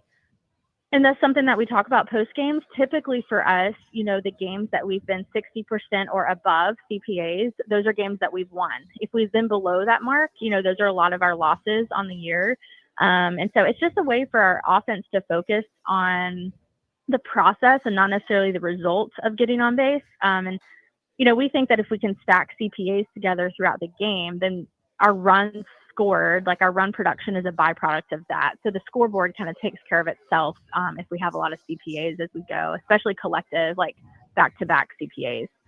So that's a little bit of our process and, something that we've talked a lot about as we've gone through the season. Coach, one of the good things about having you on the show as much as we have is we can maybe highlight some individual players each time. One of your players that I just enjoy watching play the game that maybe doesn't get quite as much attention as maybe Quincy or Ari is Carly Shelton. I feel like she does so many Mhm. different things well for you guys. Can you just maybe highlight a little bit of what she brings to your program? Yeah, I mean, I'm glad you brought her up because it's such a cool story, and she's a huge part of our team. She is our toughest out, I think, right now at the plate. She's a big lefty hitter for us. We've put her in the 2-hole the majority of the year behind Quincy and in front of Ari. Statistically, she has a lot of really good stats. Some of our best stats, honestly, belong to her. She's a sophomore. She was on the roster last year, graduated high school early, and I think has just grown and matured a lot since we began this journey in August. And she's a tough out. So, I'm a pitching person, and so I'm always kind of like evaluating our offense from a pitching standpoint. And honestly, like, she would be the one in our offense that I would not want to throw to. She hits multiple zones really hard. She's learned how to hit the changeup this year, which has made her just a tough out for opponents. She kind of sprays the field. She can go oppo, middle. She can pull the ball with power. She's just really diverse. She's also the player that is always at the yard. She just works really hard. She's always in the cages. She's always on the field. She just loves the game. And she's definitely like the passion that she has, like, that bleeds into our team. So I love Carly. She's been a huge success story for us this year. And, she's going to be on our roster for many more seasons. We're only a sophomore. So we're just looking forward to having her around, the rest of her career and really just like the future with her kind of leading us. I think she's our future leadership and a lot of our future. And obviously been very solid for us defensively. I mean, she's a huge part of our defense. We have one of the best defenses in the conference and also in the country, and she's a big part of that. Our double play success and a lot of things. So really proud of her and really glad she's a Gamecock. Again, talking to Gamecock softball head coach Ashley Chastain Woodard here on your Wednesday on the Gamecock Central Takeover Hour as we get closer to the NCAA tournament starting up here in a couple weeks. Obviously, projections coming out left and right. Softball America has you guys as the number 10 overall seed as of right now heading into this weekend. How much do you guys pay attention to those things? Obviously, you'd be in a position to host as of right now, or is that something you just kind of put to the side until it comes down to actually Selection Sunday and getting into the tournament? Yeah, I think as a staff, it's something that we definitely are focused on at this point. Just the RPI and, the selection committee. There's certain things that we believe are really important to them when they're deciding, host sites, your top 16, and then obviously your top 8 national seeds. And so I think as a staff, we're talking about it, focused on it, just kind of seeing where we're at, predicting us to host postseason, at least a regional. And I think as a team, we don't talk about it a lot. We did have like an RPI educational session about 2 weeks ago as we got, into our last few weeks of SEC play, just to make sure our team knew how the process worked. I'm a teacher at heart, so definitely like to give them a lot of education and just making sure that they know how things operate and they know the truth of the process. But I think internally for them day to day, they aren't focused on it. We've got Bama coming in here Thursday, Friday, and Saturday before we head to Athens for the tournament, and still very much up in the air what seed we're going to get into the tournament, as we're kind of all tied together there in the middle of the conference right now. So a lot still left to do. I mean, we believe our best days are still in front of us, and I just want them focused on the right things, which is really playing the game hard every single day. Like you said, Coach, Alabama this weekend, Thursday, Friday, Saturday. That's 6 o'clock Thursday, 6 o'clock Friday, and then a noon first pitch on Saturday. Can you give us a little preview on what's going to be important in this series? And I know you'd love to have the Gamecock fans listening come out and make a big difference for you all here at home this weekend. Yeah, I mean, we are so thankful for our crowd all year, and really thankful that we get to finish our conference slate at home, especially being with, tied with Alabama right now in the league. I think definitely having the home field advantage is huge for us going into the series. So really looking forward to the atmosphere. It's been really good all year. I think for us, I think pitching is going to be huge for us. How Sam Gress is this weekend, how Jory Hurd is this weekend, how we are out of the bullpen with Lamb. So I think Vandergriff, their leadoff hitter, she's a lefty. She's a huge piece of the puzzle for them, and she's done really well as of late. And so I think us taking care of her this weekend is a big key piece of our success of beating Alabama. So we've been really good at home all year, and I think our team is really looking forward to playing at home one more time for regular season before we head to the tournament. Well, Coach, we appreciate your time as always. Best of luck next week in the SEC tournament out there in Athens, and we'll try and get you on here before the NCAA tournament starts up here in a couple weeks. Awesome. Well, really appreciate it, and thank you for the support. Absolutely, as always. That's Ashley Chastain Woodard, head coach of Gamecock softball, as joining us here on this Wednesday on the game. We'll come back, continue on here from Firehouse Subs on Forest Drive, get back into position reviews coming away from spring. Take a look at the wide receiver room for South Carolina up next here on the Gamecock Central Takeover Hour, presented by Firehouse Subs on the game.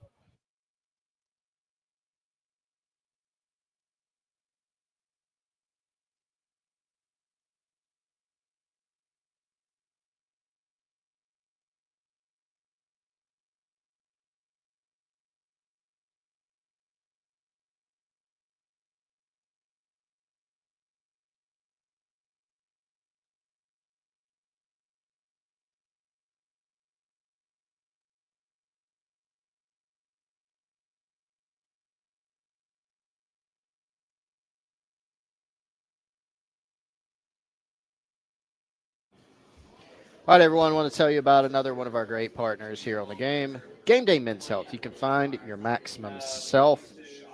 Science-based treatments to help you reclaim your passion and your purpose, made for every man's health journey. So if you have been struggling with, being fatigued, not feeling great, you might have low testosterone levels, you might want to lose some weight, vitamin injections, they can do it all for you at Game Day Men's Health. Go to GameDayMen'sHealth.com and find the closest location that near you. For you, it'll be the one in Columbia, right conveniently located between Two Notch Road and I-77. Had a chance to visit Game Day Men's Health. Talk to our guy Dennis up there. They can help you with any of your men's health needs. Again, that's GameDayMen'sHealth.com/North-Columbia. Go check them out. GameDayMen'sHealth.com.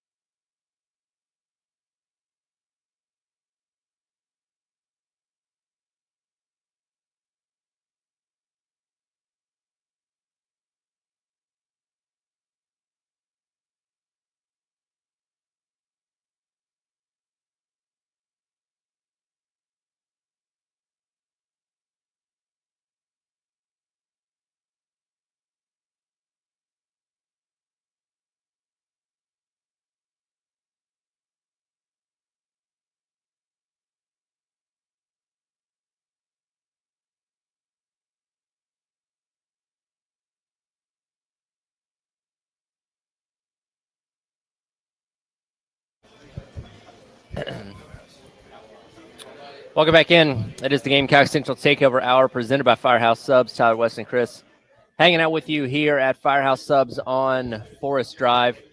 Reminder, Upper Deck Golf coming to Columbia May 9th and 10th over at Williams-Brice Stadium. You've probably been to a game at Willie B. Now you can play some golf out there as well. You go to our Facebook page, 1075 The Game on Facebook, and submit a photo of yourself at a game at Williams-Brice Stadium at any point in time. You could win a VIP 4-pack to go take part in the Upper Deck Golf that's coming at the end of next week. We'll select a winner coming up next Tuesday on May the 6th. So again, 1075 The Game's Facebook page. Submit a photo of yourself at a game at Willie B, and you could win that VIP 4-pack for Upper Deck Golf. We'll continue on with our position assessments for South Carolina football coming away from spring with the spring game now almost 2 weeks in the rearview mirror.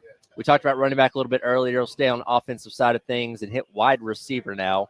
And I was listening to Greg McElroy's podcast the other day, was talking about, the top 10 returning quarterbacks in college football this year. Had Lenore Sellers at number 7. And one of the big reasons why was he said he felt better about the wide receiver room. I go back to a year ago.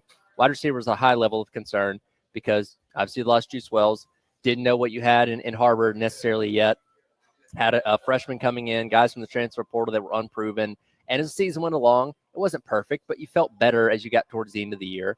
And the concern for wide receiver is not gone. You certainly still wouldn't have been upset if you went out there and got maybe one more out of the transfer portal, but it doesn't seem like that's going to happen at this point in time. But compared to where we were a year ago, you do feel a little bit better on what you have going into this year. Harbor came along at the end of last year. Mazo Bennett obviously popped as a true freshman. You got some younger guys that you're really excited about. So the room as a whole, you feel pretty decent about at this point in time.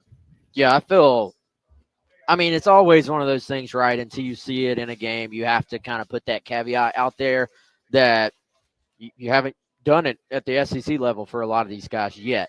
However, just on paper, I think you feel a lot better about that receiver room. I don't know if the rest of the college football world has caught on to that yet. Like if somebody was doing an SEC breakdown from a big picture standpoint, they may still say, hey, this is a question mark at South Carolina.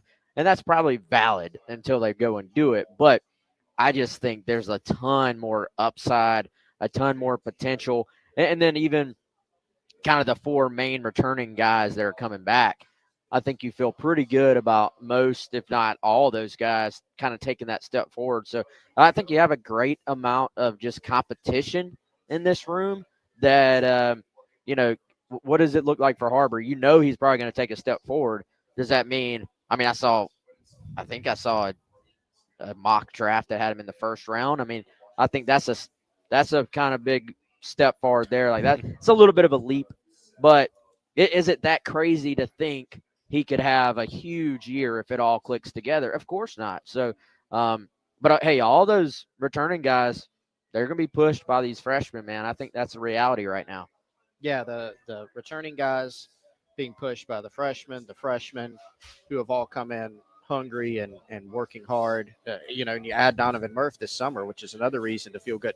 We kind of, or I've at least thought Donovan Murph out of that group, maybe the most ready to play. If that ends up being the case, that's just going to add more competition to this room. So the young guys have been pushed by the older ones because they understand, hey, if I'm going to go see the field this year, whether it's grabbing a starting spot or even just playing time, you're really going to have to show something because of Mazio and Nick Harbor and Jared Brown being on this roster. And to your point, Tyler, if they wanted to go out this spring portal window that just closed and try to go find another receiver, they could have done that, and I think a couple of things at play. Number one, you probably didn't see just a no-brainer, in the portal that made total sense. But even more than that, the primary reason is that, to me, speaks to the fact that the staff does feel pretty good about this room between the returners and the young guys. If they didn't, I think we would have seen them go out and get somebody, because why? Well, your evidence is you see at other positions, edge, defensive tackle, now offensive line, after 2 guys entered the portal, specifically Ja'Kai Moore being so experienced, they did go out in the portal and address those positions. So, I think the thing that you look at is exactly what Wes said. It's the prove it element, the not having done it in a game. You don't have a guy they've done it in spots in games, right? Mazio's made some plays, Harbor's made some plays, Jared Brown's made some plays. None of the freshmen have. They hadn't played a single snap yet. So there's some projection on all of them.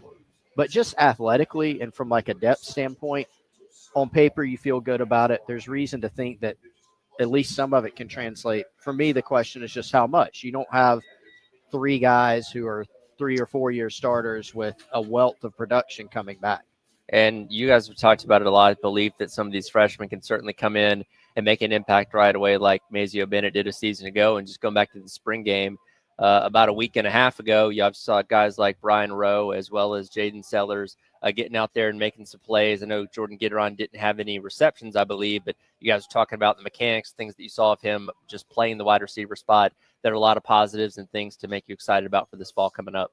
Yeah, looks the part, I think, is the way you would describe it. And really all those guys do, man. Like, they have their own unique skill sets among the players in that group. But from kind of a broad global standpoint, you say, all right, they can all run. They can all catch the football. They all have ball skills. And it may be like if you were looking at it from a video game situation, like describing each guy, the slider might be a little bit farther up in terms of speed for this guy compared to that guy, or one guy might be taller than the others. But for the most part, they all can run. Like, they all can do the things you need at that position. And, I think that's going to be not just for this year, but really throughout their careers. All those guys are going to be linked. All those guys are going to have known they came in on the same class. They're going to push each other.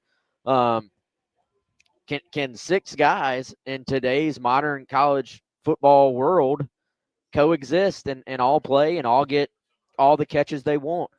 We're going to find out. But I think as a whole, they're going to reshape that room. And, I think it's going to be up to Nick and Jared and Dre Jacobs and Mazio to hold those guys off for a little while. But it's going to be up to those young guys to push. And, I think, in my opinion, this is a lot based on the spring game.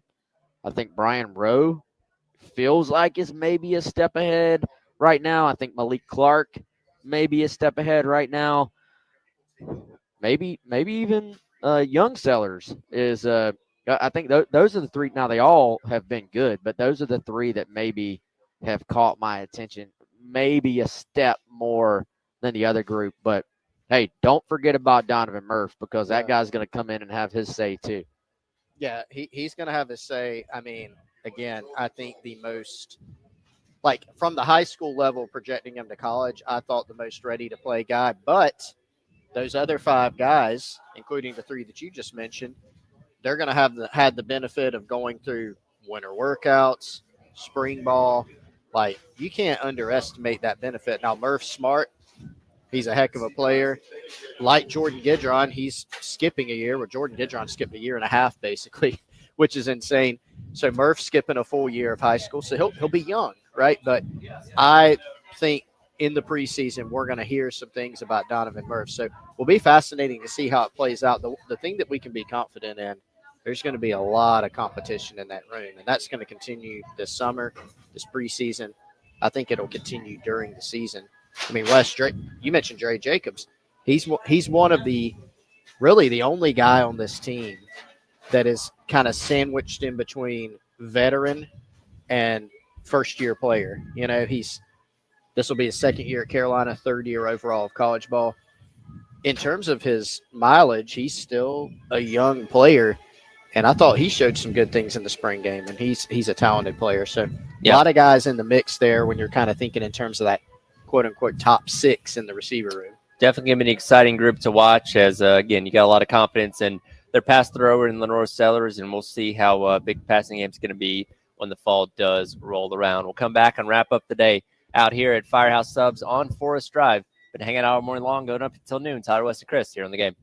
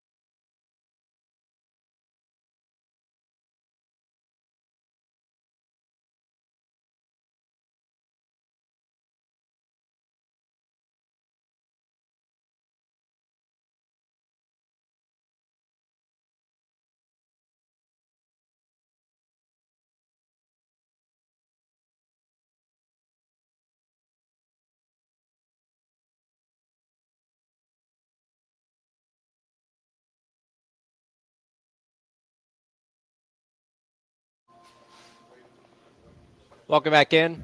Gamecock Central Takeover Hour presented by Firehouse Subs.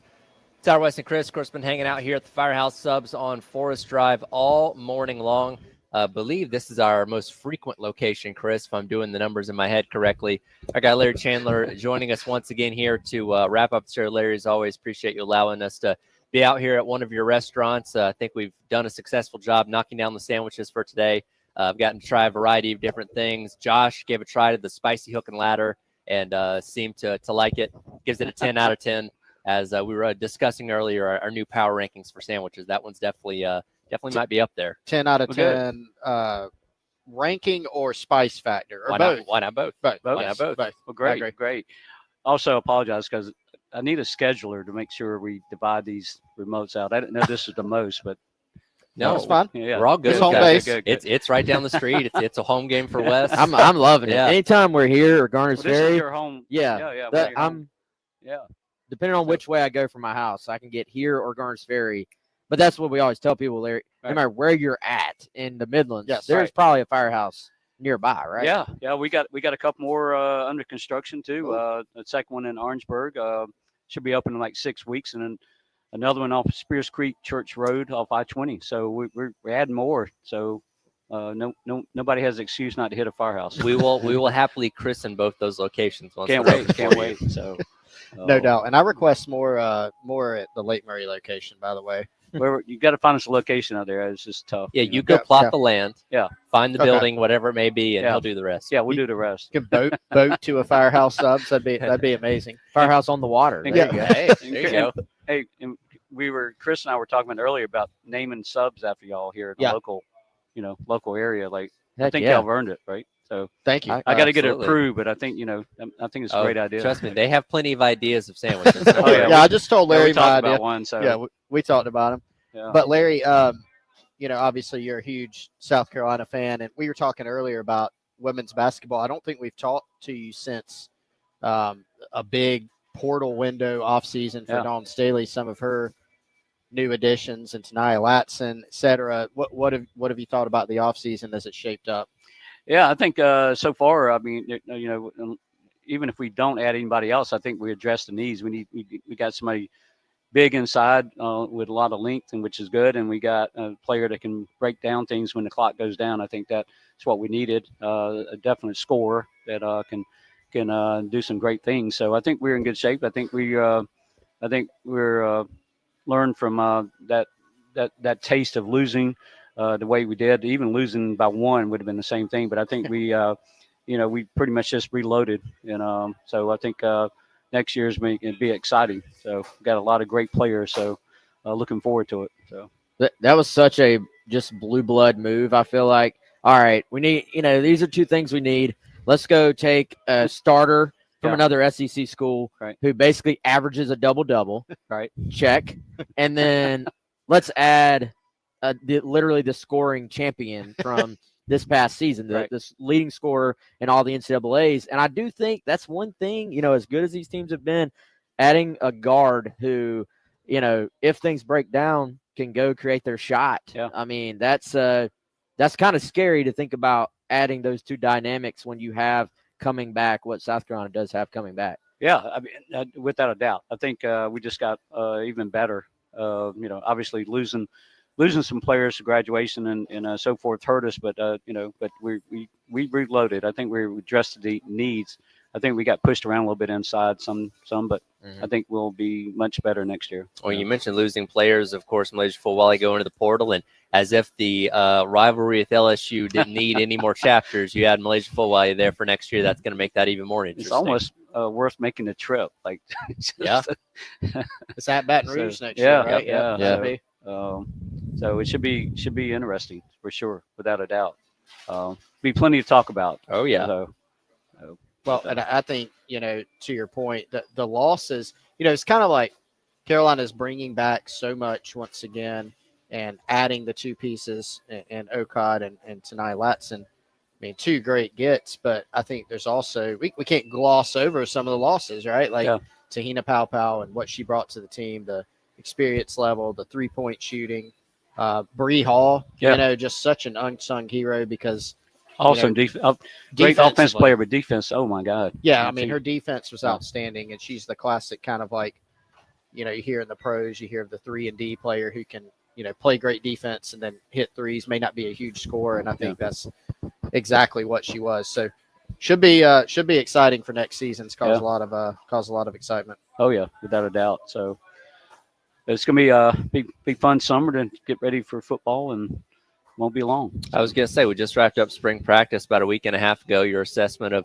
what you heard, what you saw in the spring game, and everything you have for the next 4 months going into the season. Yeah, I'm always optimistic, but then you see the draft and like, holy cow, we got to replace 8 guys off defense that signed contracts. So, but I think we got a lot of great players coming back, and I think offensively we can be much better. And then I think we'll have some people step up, leadership, and some players that we know about that they're going to be stepping some roles and make a difference.